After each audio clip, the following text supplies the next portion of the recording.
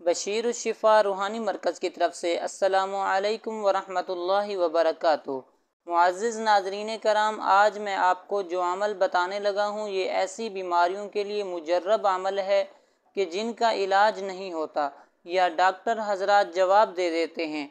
जब डॉक्टर हजरात हाथ खड़े कर लें तो आप अल्लाह के कलाम की इस एक सूरह मुबारका का अमल करें, फिर कमाल इलाही देखें कि आपका मर्ज़ या आपका मरीज़ कैसे दिनों में ठीक होता है। मोहतरम नाज़रीन कराम, मैं आपसे गुजारिश करूंगा कि आप ये अमल अपने घरों में एक बार लाजमी करें।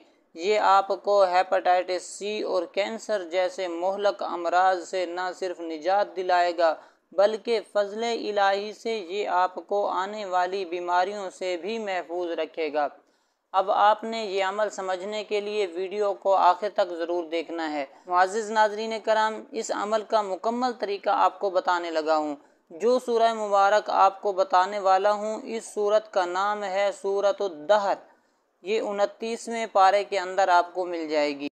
ये सूरत आप दिन को भी पढ़ सकते हैं और रात को भी पढ़ सकते हैं। इसके लिए आपके घर का कोई भी फ़र्द जो बावुज़ू हो इस सूरत को 3 मरतबा पढ़ेगा। इसके लिए ज़रूरी है कि एक ही बंदा 3 बार पढ़े। ये ना हो कि 2 या 3 लोग मिलकर पढ़ लें कि एक आप पढ़ लो, एक मरतबा वो पढ़ ले, एक मरतबा मैं पढ़ लेता हूँ। इस तरह आप नहीं करना, बल्कि एक ही बंदा 3 मरतबा पढ़ेगा। बंदा इसका आगाज़ करेगा वही बंदा आखिर तक पढ़ेगा, बंदा तब्दील नहीं करना। ये सूरत 3 मरतबा पढ़ने के बाद आप इसको पानी पर दम कर लें। मरीज़ को और घर वालों को ये पानी पिलाएं, लेकिन ये पानी इतना होना चाहिए कि घर वालों को पिलाने के बाद कुछ पानी बच जाना चाहिए। ये पानी आपने क्या करना है, इसका तरीका मैं आपको बताता हूँ।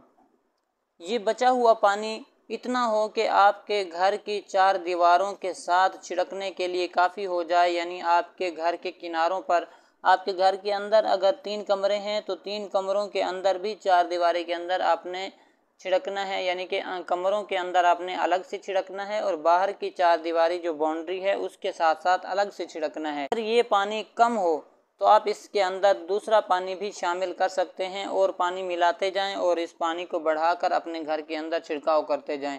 ये अमल आपने 90 दिन तक मुसलसल करना है। इसमें कोई नागा नहीं होना चाहिए।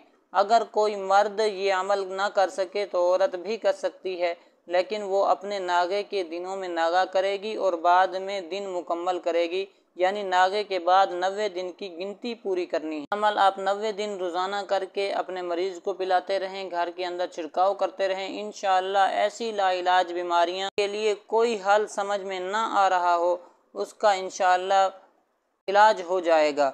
और इसके लिए आपने 90 दिन की तादाद पूरी कर लेनी है। इंशाअल्लाह आने वाली बीमारियां भी आपको तकलीफ़ नहीं पहुंचा सकेंगी।